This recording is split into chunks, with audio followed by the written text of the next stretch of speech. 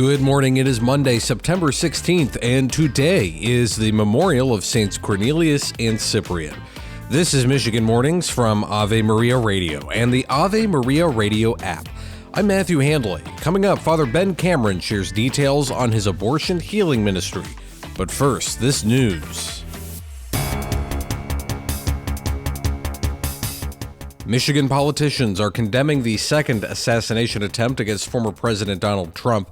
Attorney General Dana Nessel says political violence has no place in the U.S., and officials and candidates at all levels of government have faced an unprecedented and unacceptable amount of threats.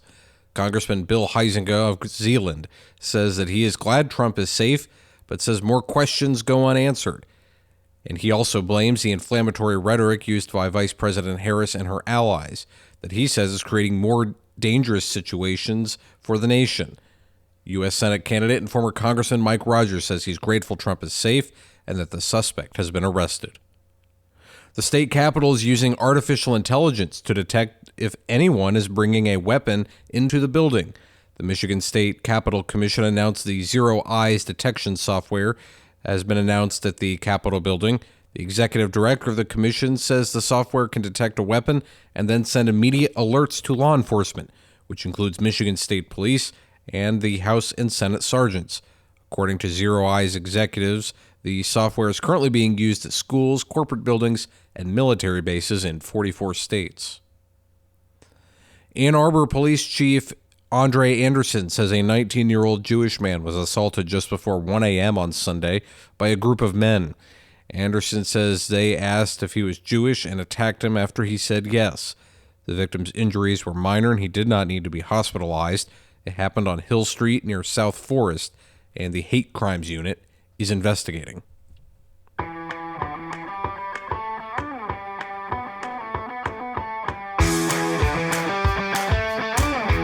The Lions have had their first loss of the season as the Tampa Bay Buccaneers avenged last year's divisional round loss with a 20-16 win at Ford Field yesterday. It wasn't without a fight, though. Aiden Hutchinson added 4.5 sacks during the game.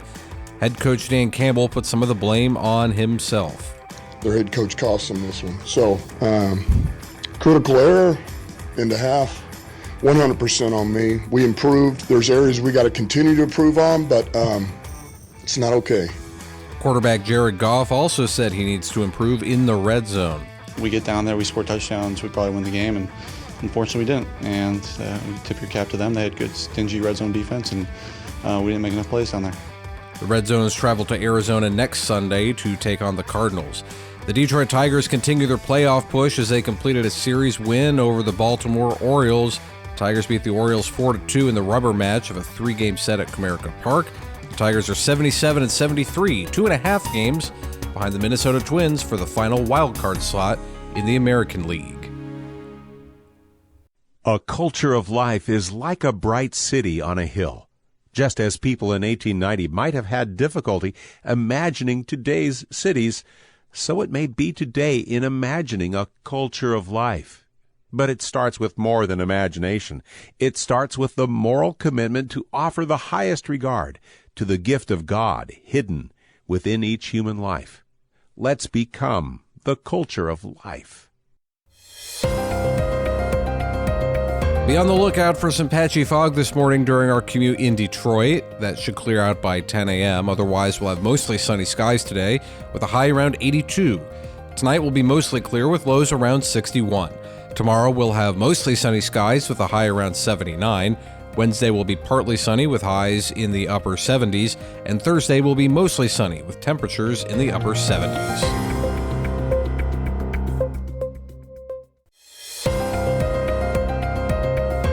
Be on the lookout for some patchy fog this morning during our commute in Saginaw. That should clear out by 10 a.m. Otherwise, we'll have sunny skies today with a high around 85. Tonight will be mostly clear with lows around 56. Tomorrow we'll have mostly sunny skies with a high around 83.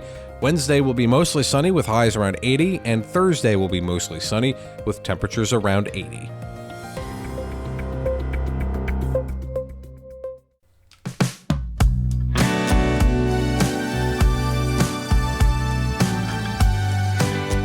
Father Ben Cameron, CPM, runs a ministry that helps women heal after an abortion and is the author of the book Healing the Deepest Wounds.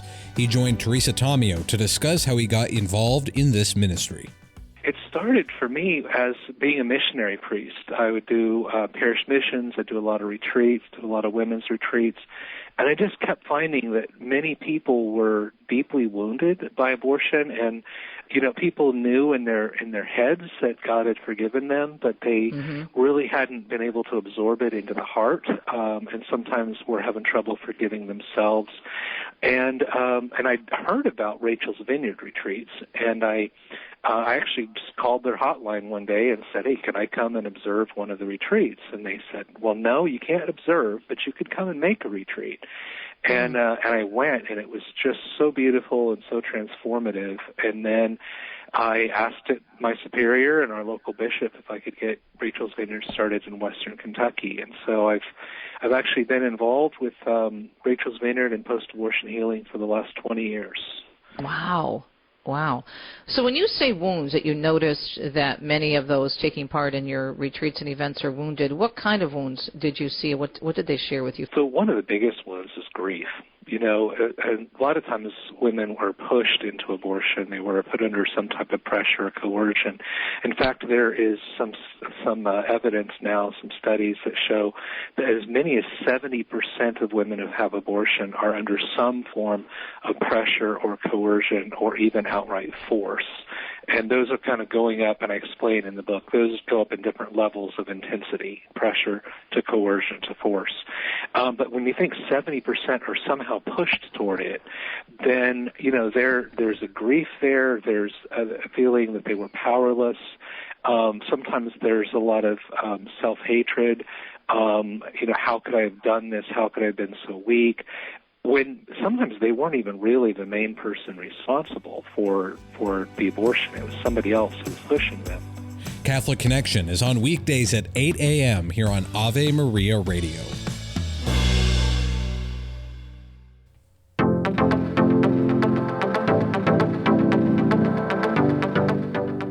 St. Augustine says true shepherds take care of their sheep, not themselves.